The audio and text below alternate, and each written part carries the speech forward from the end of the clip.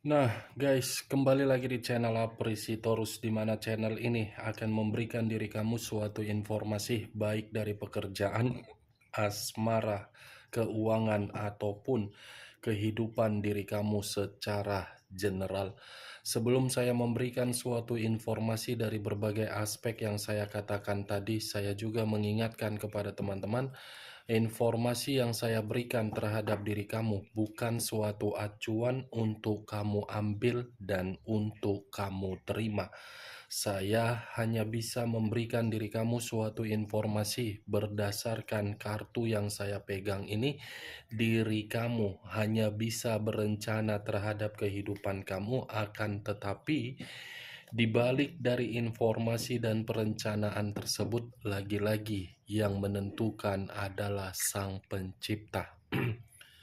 Sebelum saya mengambil satu persatu kartu yang saya pegang ini secara acak, saya juga mengingatkan kepada teman-teman apabila ketemu dengan channel saya agar menekan tombol subscribe-nya dan menyalakan loncengnya supaya next video saya lebih semangat untuk memberikan suatu informasi baik terhadap kondisi energi kamu, manusia yang selama ini kamu prioritaskan, serta pihak ketiganya.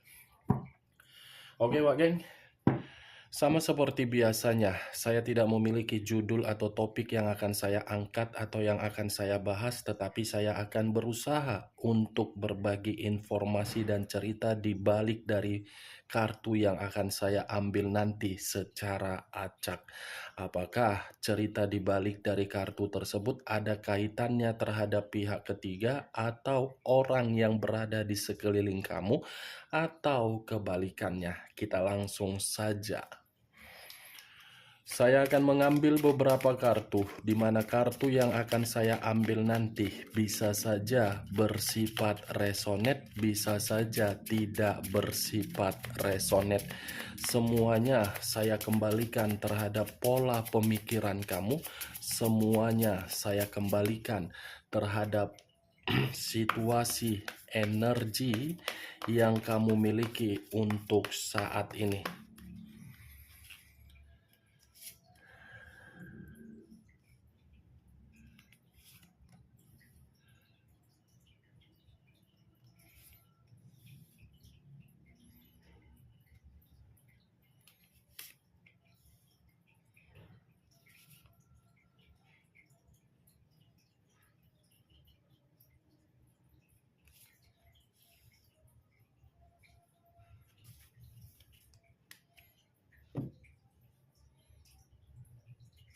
Nah, guys, di depan saya ini sudah ada beberapa kartu yang sudah saya ambil secara acak satu persatu dari tumpukan kartu yang saya pegang tadi.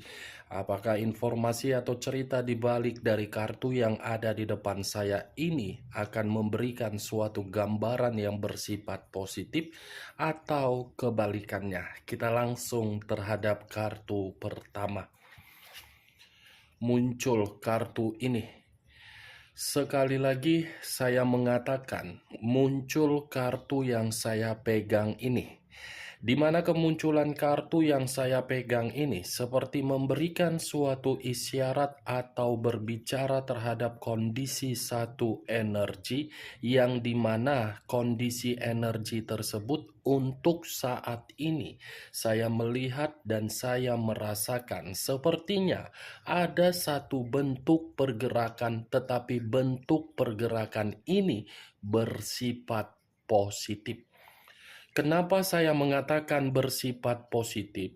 Bisa saja satu energi yang saya katakan tadi berusaha untuk memperbaiki situasi yang tidak diinginkan menjadi situasi positif. Kalau saya mencoba untuk mengarahkan kartu yang saya pegang ini terhadap posisi energi yang dimiliki oleh pihak lain atau orang lain, serta mengesampingkan satu energi yang saya katakan tadi, secara tidak langsung kartu ini menggambarkan karakter, lagi-lagi karakter, yang dimana karakter tersebut karakter yang tidak sabaran, tidak pernah untuk bisa mengendalikan tingkat emosi, tidak mau mengendalikan yang namanya tingkat amarah. Apa yang barusan saya katakan bisa saja mengarah terhadap posisi energi kamu, dan apa yang barusan saya katakan tadi bisa saja mengarah terhadap manusia tersebut. Akan tetapi, sebelum saya memberikan suatu informasi terhadap kemunculan kartu yang saya pegang ini, terlebih dahulu saya akan mengarah terhadap diri kamu sebelum saya mengarah terhadap manusia tersebut. Sebelum saya mengarah terhadap manusia itu, terlebih dahulu saya akan mengarah terhadap diri kamu.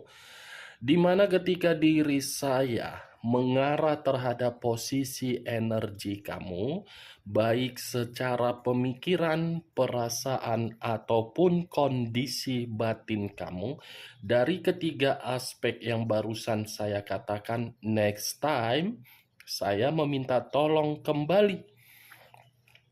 Hanya sekedar meminta tolong, bukan dalam arti diri kamu mengikuti perkataan saya. Semua tergantung bagaimana keputusan kamu. Coba next time, jangan tergesa-gesa untuk mengambil satu keputusan. Jangan terlalu ceroboh untuk mengambil satu keputusan. Jangan mengikuti situasi emosional kamu ketika diri kamu mengambil satu keputusan. Ikuti pergerakan energi atau intuisi kamu ketika diri kamu mengambil satu keputusan. Karena keputusan yang akan kamu ambil untuk selanjutnya itu yang akan membuat pemikiran kamu antara jernih atau tidak jernih. Kenapa saya mengatakan meminta tolong dari apa yang saya ucapkan tadi? Karena selama ini yang saya lihat dari pergerakan energi kamu, kamu itu gampang untuk terpengaruh, mudah untuk termakan rayuan. Semua kamu ambil atas dasar tergesa-gesa. Kamu tidak terlalu jeli untuk melihat peluang atau potensi. Kamu tidak peka dari intuisi kamu. Ujung-ujungnya apa? Perasaan tersakiti, keuangan dimanipulasi, pekerjaan berantakan, bisnis berantakan. Saya berbicara dari apa yang saya katakan tadi masih mengikuti pergerakan energi kamu. Belum acuannya dari kartu yang saya pegang ini. Kalau saya acuannya dari kartu yang saya pegang ini, saya rasa kartu ini memberitahukan terhadap diri kamu dalam waktu dekat akan ada seseorang yang akan menghampiri diri kamu. Akan ada ini, satu energi atau lebih dari satu energi akan berusaha untuk membuat diri kamu yakin dengan kehadiran seseorang yang saya katakan. Tetapi saya tidak bisa memastikan siapa seseorang yang saya katakan ini karena masih satu kartu. Knight of Swords, Pangeran Pedang. Pedang berbicara dari kondisi apa? Bisa saja dari perasaan, bisa saja dari kondisi yang lain. Kalau saya mengarahkan kartu yang saya pegang ini terhadap posisi energi manusia tersebut, manusia yang selama ini kamu prioritaskan, yang selama ini kamu bangga-banggakan, yang selama ini kamu agung-agungkan, yang selama ini kamu anggap sebagai dewa atau dewi kamu. Kartu ini secara tidak langsung memberitahukan manusia itu tidak layak untuk kamu pertahankan. Kenapa? Karena secara tidak langsung pemikiran manusia itu lebih berpikir apa untung dan rugi. Dia tidak mau mendekati diri kamu kalau dia tidak merasa untung. Itu dia, Wak Geng. Baik secara pernikahan, LDR, sampai diri kamu status single parent. Saya yakin ada salah satu yang kamu miliki sehingga manusia itu mau menghampiri diri kamu.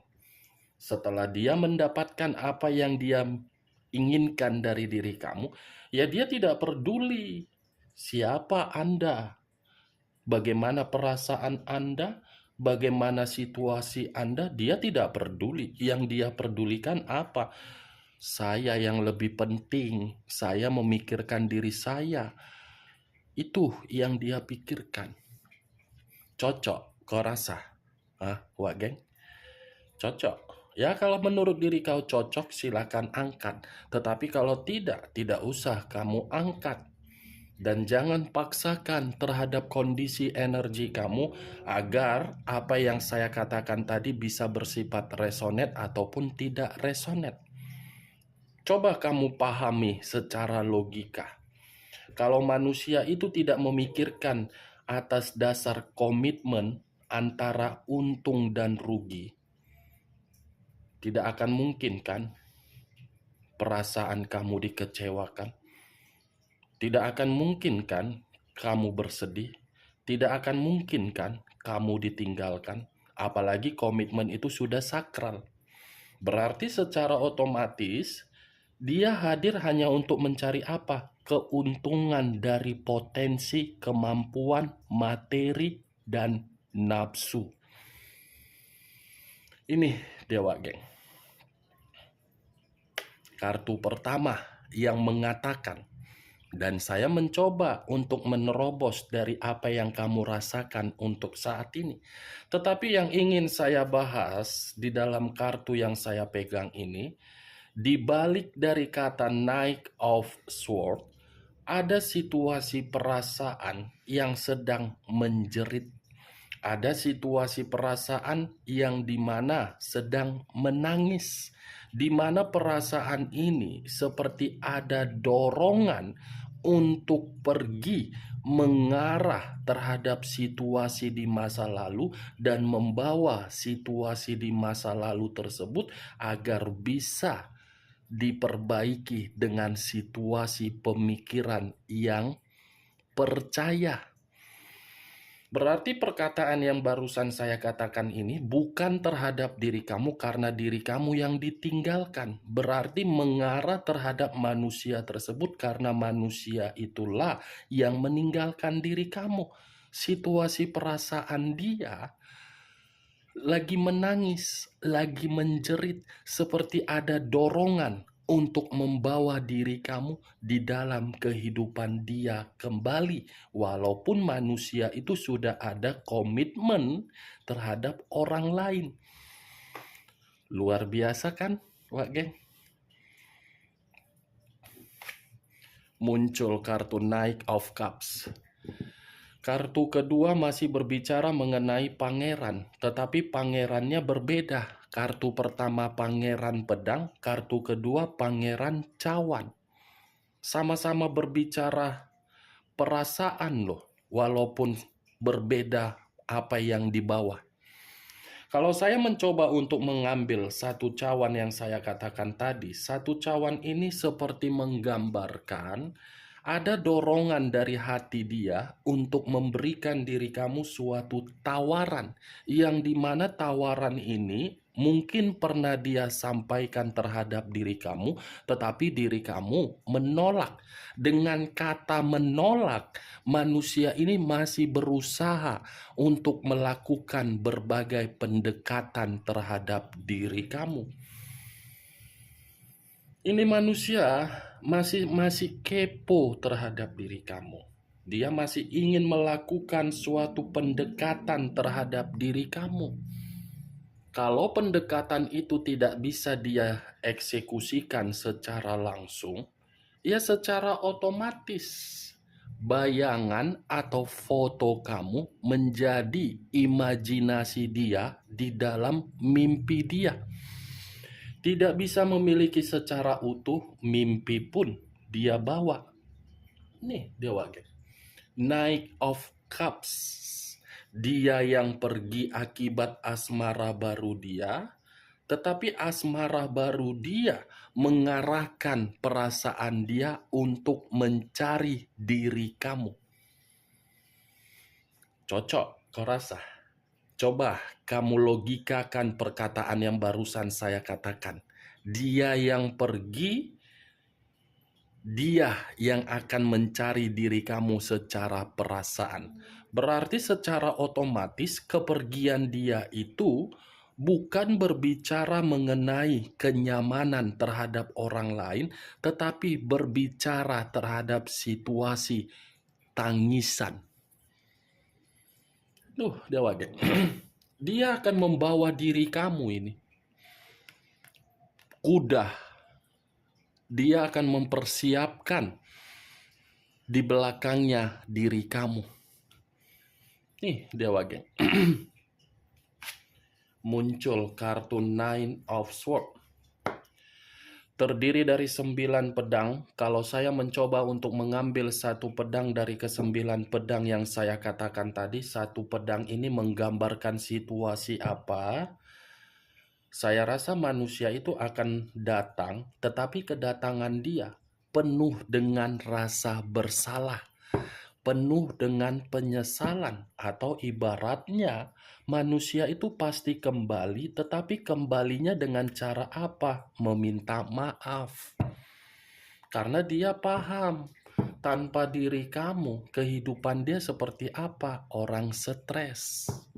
Tanpa diri kamu seperti apa kehidupan dia? Penuh dengan berbagai konflik.